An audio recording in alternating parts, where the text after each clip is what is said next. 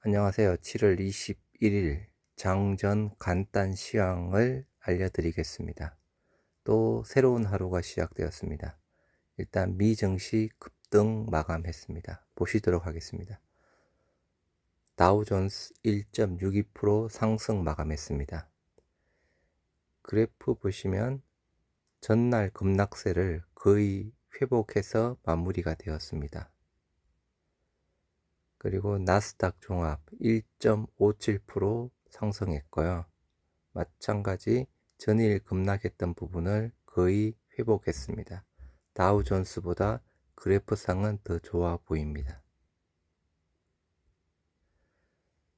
S&P 500 1.52%로 급등 마감 역시 했습니다. 그래프상도 일단 나스닥 종합 그래프 부분이랑 비슷하게 전날 급락세 부분까지 올라가 있는 부분입니다. 그래서 다우, 나스닥, S&P 500 모두 급등 마감했습니다. 오늘 국내 증시에도 또 훈풍이 불어오겠네요. 잠깐 뉴스 보시도록 하겠습니다. 누그러진 델타 변이 우려, 국채금리 상승에 다우 1.62% 상승했다고 합니다. 아까 보셨던 대로 S&P 나스닥도 1.52%, 1.57% 상승.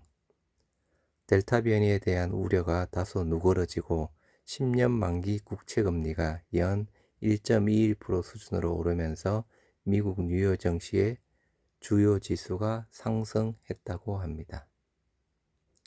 국제 유가는 반발 매수세에 상승했다. 이날 뉴욕 상업거래소의 8월물 서부 텍사스 원유 가격은 전날보다 1달러 오른 배럴당 67.42달러에 마감이 되었습니다. 국제유가도 전일 대비 급락한 대비해서 반발 매수세로 상승했던 부분이었고요. 유럽 증시 현상, 델타 변이 공포, 소강 상태, 소폭 반등, 한 0.45%대 반등했습니다. 유럽 주요국 증시가 델타 변이 바이러스 확산에 따른 공포가 소강 상태에 접어들면서 20일 소폭 반등했다.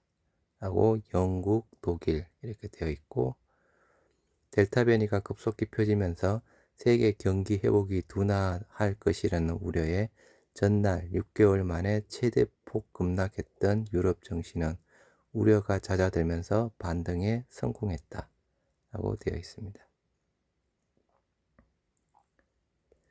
그래서 유럽 증시를 같이 보시면 아까 말씀드린 대로 다우 1.62 급등 마감, S&P 500 1.52 급등 마감, 나스닥 종합 1.57 급등 마감, 러셀 2000 지수 3포인트 급등 마감, 영국 0.54 소폭 반등, 유로 0.71, 그리고 프랑스 0.81, 이탈리아 0.59 등으로 전일 미국 증시는 급등을 마감했고 유럽 증시는 소폭 반등에 그쳤습니다.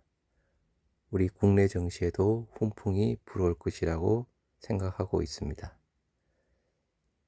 일단 간단하게 뉴스 몇 개만 보여드리도록 하겠습니다. 자세한 뉴스 사항은 오전 방송에 공유드리도록 하겠습니다. 마크롱만 참석, 도쿄올림픽 사실상 산산조각, 한때리기 발부둥. 이번 주 금요일 도쿄올림픽이 개최가 되죠. 근데 도쿄올림픽 말 그대로 사실상 산산조각 났다고 합니다. 2020년 도쿄올림픽이 날개없이 추락하고 있다. 정치적 흥행, 마크롱만 현재 참석한다고 합니다. 경제적 효과, 외교, 그 어떤 부분 하나도 투자한 만큼 거둘 수 없게 됐다.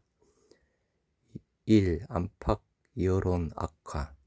일단 코로나 확산세죠. 도쿄올림픽의 실패는 예견됐다. 제1요인은 단연 코로나19 확산세다.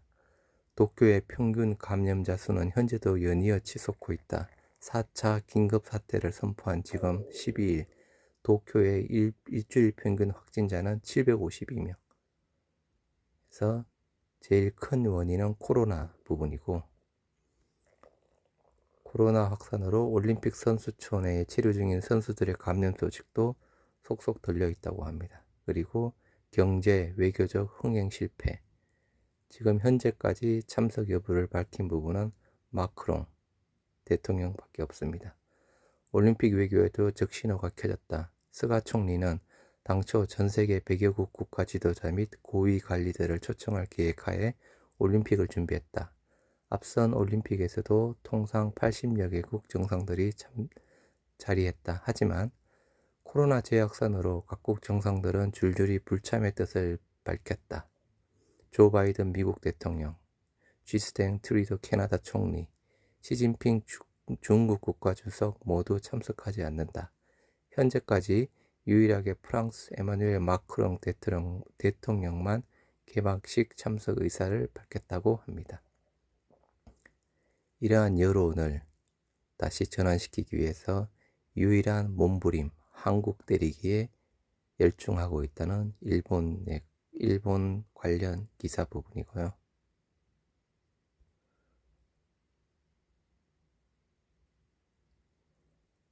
다음 금일 나온 뉴스 아시는 내용인데 아침에 다시 한번 오늘 오전 5시 20분에 나왔던 부분이라서 레키로나 해외 수출 탄력 받나 셀트리온 삼형제 나란히 반등 성공해서 인도네시아의 긴급 승인 사용 내역을 승인을 받았던 부분.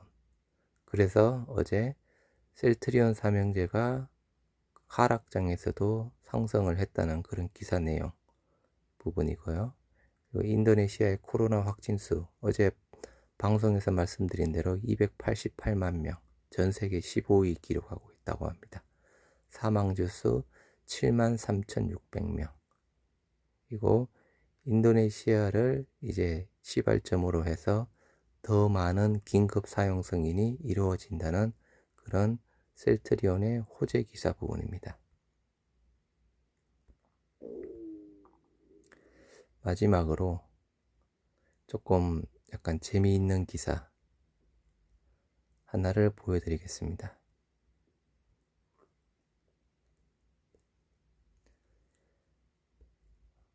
기사 타이틀은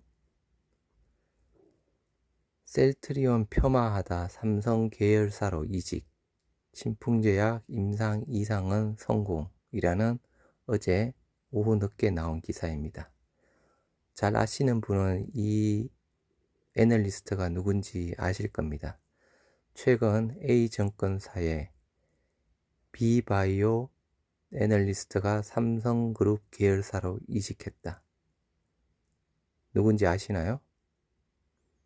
하나금융투자에 바로 셀트리온을 폄하하고 했던 하나금융투자의 선민정 애널리스트가 몇 달 전에 삼성경제연구원으로 이직을 했습니다. 그 사람을 이야기하는 겁니다. 이런 가운데 바이오 주주들 사이에서 이 애널리스트가 A증권사에서 그러니까 하나금융투자에서 삼성바이오로직스에 대해서는 호의적 보고서를 작성하고 항상 호의적이었죠. 목표가 상향에 CMO 유망하다 뭐 등등. 셀트리온은 폄하했다는 주장이 제기됐다. 항상 선민정의 보고서는 항상 폄하된 보고서였습니다. 목표가도 항상 낮추고 호재가 발생해도 악재 부분을 부각시켜서 목표가를 떨어뜨리는 악의적인 보고를 항상 했죠. 삼성그룹 계열사에 우호적인 보고서를 내 결과적으로 다른 삼성그룹 계열사로 이직했다는 것이다. 네. 삼성의 우호적인 기사를 내서 증권사 애널리스트가 삼성경제연구원으로 이직을 했습니다. 참 제가 봐서는 좀 드문 케이스죠. 증권사 애널리스트가 삼성경제연구원으로 이직. 하지만 해당 증권사는 이 같은 내용에 동의하지 않았다.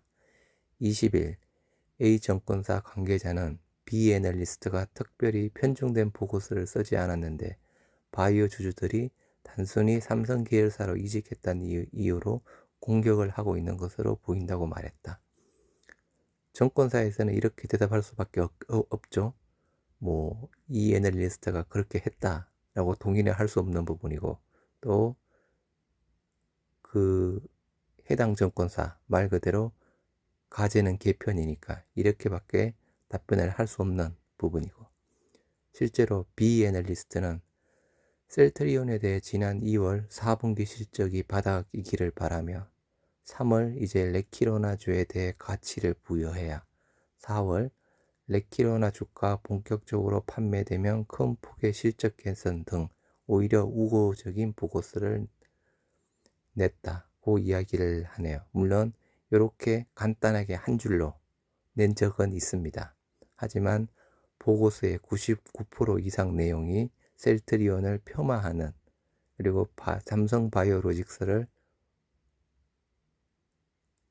과대포장하는 그런 기사였습니다. 요 내용은 거의 맨 마지막 줄에 한 줄로 거의 항상 마감을 했습니다. 특별히 삼성바이오로직스를 두둔하지도 않았다. 그럼에도 단지 삼성 계열사로 이직했다는 소식에 바이오 주주들이 색안경을 끼고 바라보는 것이다 라고 셀트리온과 삼성바이오로직스에 대한 기사가 하나 나왔습니다. 그래서 이 기사 주인공은 바로 다시 한번 하나금융투자의 선민정 애널리스트였습니다. 최근 삼성경제연구원으로 이직을 한 부분이었죠. 아무튼 전일 미국 증시는 다시 급락한 부분에 대한 부분을 만회해서 급등으로 마무리되었고, 유럽 증시 또한 소폭 반등으로 마무리되었습니다. 금일 국내 증시도 미국 증시 영향을 받아 훈풍이 불 것이라고 생각이 되며, 조금 더 자세한 기사와 그리고 자세한 정보는 오전 방송에서 공유드리도록 하겠습니다. 좋은 아침입니다. 그리고 즐거운 하루 되십시오. 감사합니다.